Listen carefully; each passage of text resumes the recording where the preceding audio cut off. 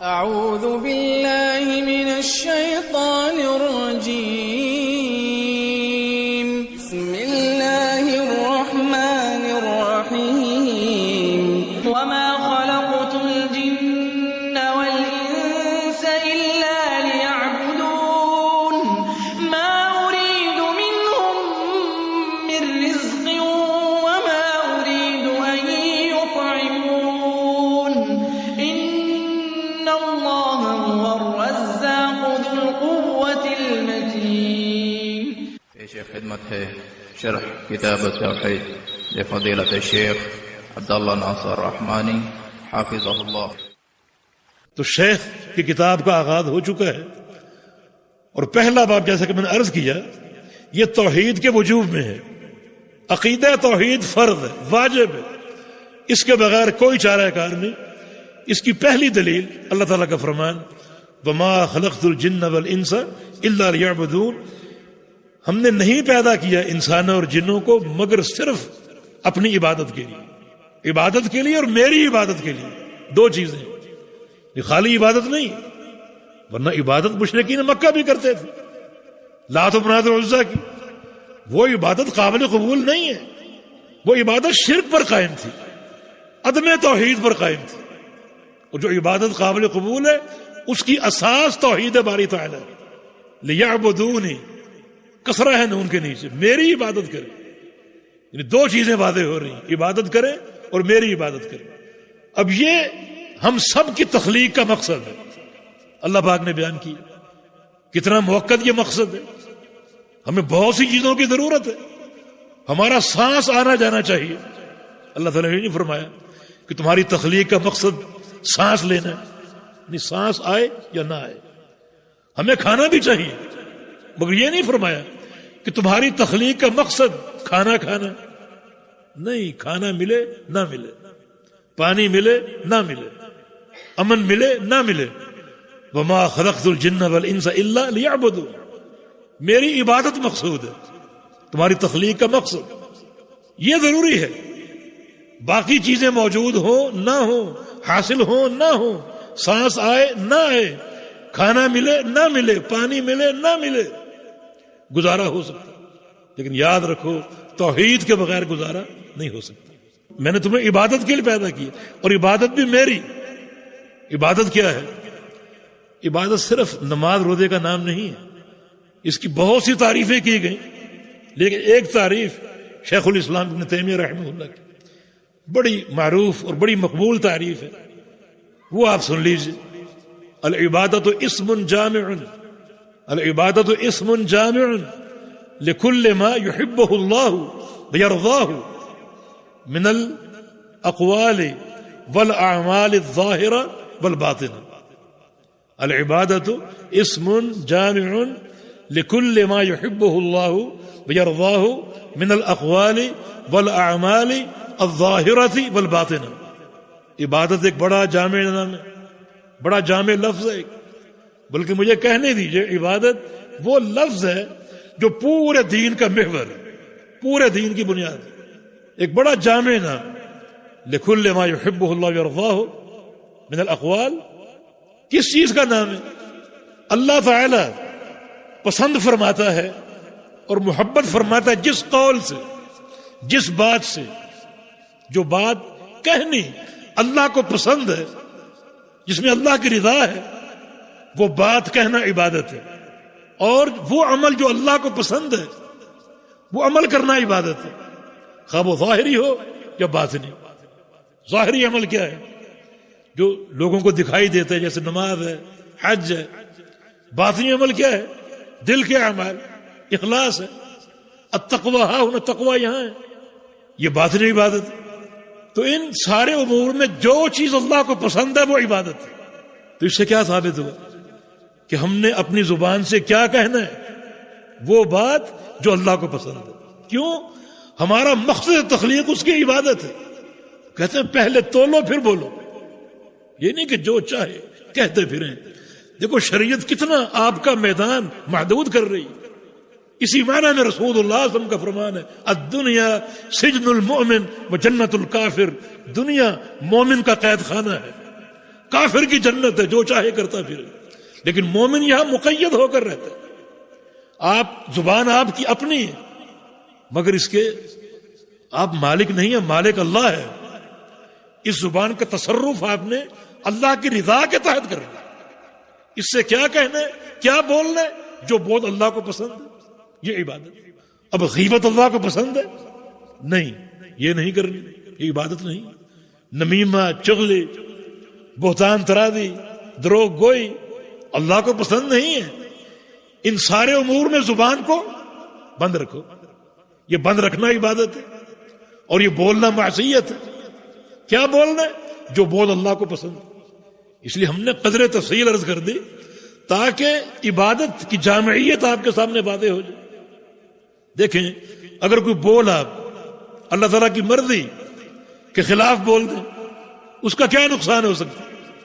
رسول اللہ صلی اللہ علیہ وسلم کی حدیث ہے کہ ان العبد لیعمل بعمل اہل الجنہ حتی لا یبقى بینہ وبینہا الا شبرا۔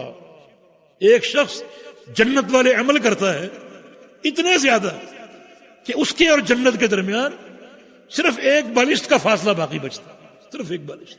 ثم يتكلم بكلمة تهوي به في نار جہنم 70 خریفا۔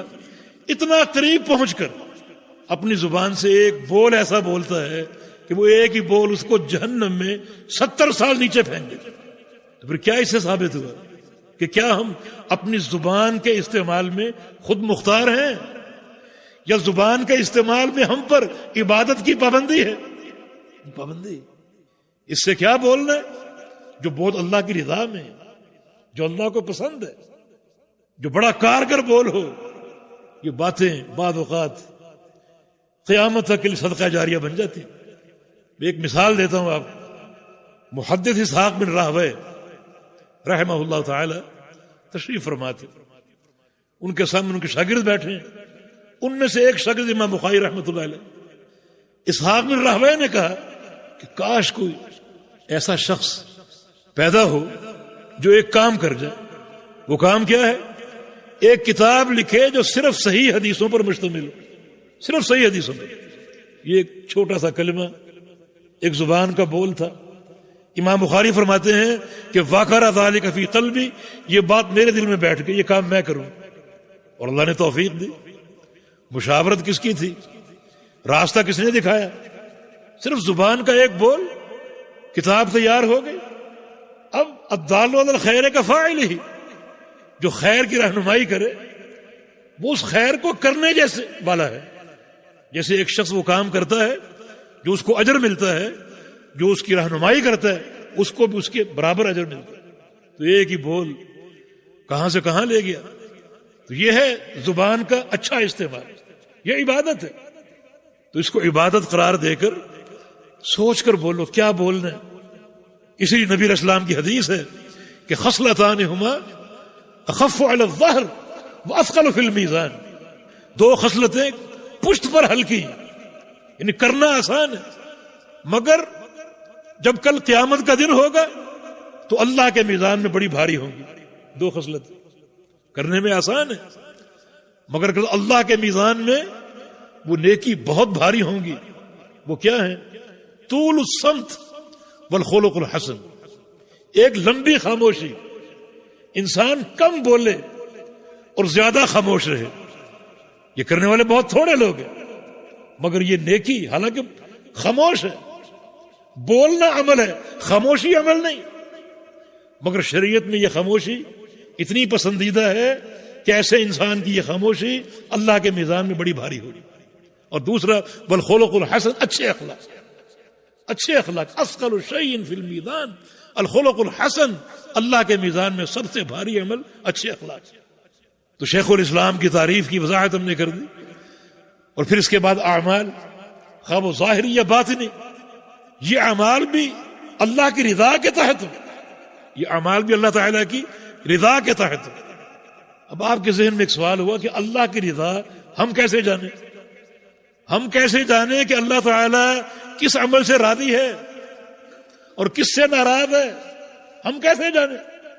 اس کا ایک ہی راستہ ہے، اللہ پاک نے دکھا دیا اور بتا دیا اور وہ راستہ اللہ تعالیٰ کے نمائندے، اللہ تعالیٰ کے بھیجے ہوئے رسول محمد صلی اللہ علیہ وسلم فرمایا کہ من یطیع الرسول فقد اطاع اللہ، جو رسول کی اطاعت کرے گا اس نے اللہ کی اطاعت کر لی.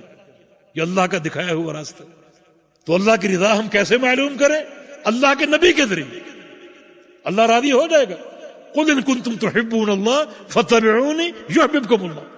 اے پیغمبر کہہ دیجیے اگر تم اللہ تعالیٰ کی محبت کے دعوے دار ہو تو میری اتباع کرو. اللہ تعالیٰ کی محبت کی نشانی اللہ کے پیغمبر کی اتباع ہے. اگر یہ اتباع کر لو گے تو یحببکم اللہ، تم سے اللہ محبت کرنے لگے گا. تو عبادت کس چیز کا نام ہے؟ ہر وہ قول جو اللہ کو پسند ہے، ہر وہ عمل جو اللہ کو پسند ہے، خواہ وہ عمل ظاہری ہو یا عمل باطنی ہو. تو گویا ہر قول پر، ہر عمل پر ایک ہی ٹھپا ہو اور وہ پیغمبر علیہ السلام کی اتباع کا ہو. اللہ کے پیغمبر کی اتباع ہی در حقیقت اللہ کی رضا ہے. اس اتباع ہی میں اللہ تعالیٰ کی محبت پوشیدہ ہے. تو اللہ تعالیٰ نے انسانوں اور جنوں کو اپنی عبادت کے لیے پیدا کیا.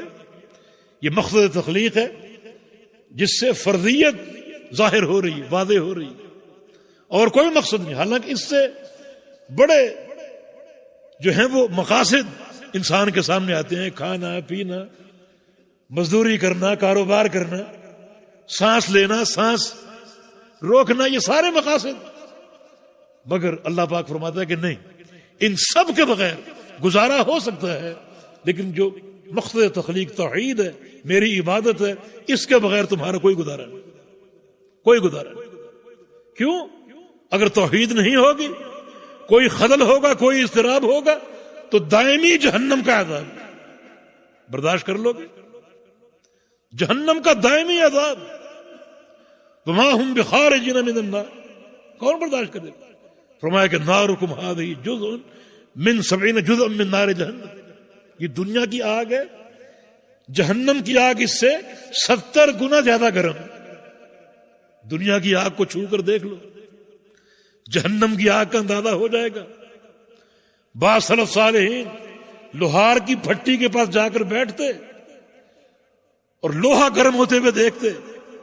جو لوہا سرخ ہو جاتا اور پگھلنے لگتا تو غش کھا کر گر جاتے کہ جہنم کی آگ کیسی ہوگی. اشتقت النار الى ربها فقالت یا رب اکل بعضی بعضا.